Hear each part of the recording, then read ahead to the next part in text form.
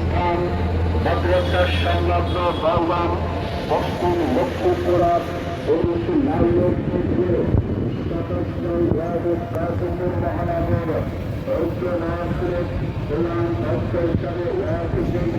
মুফতি ইসলাম Waliullah সুবহানী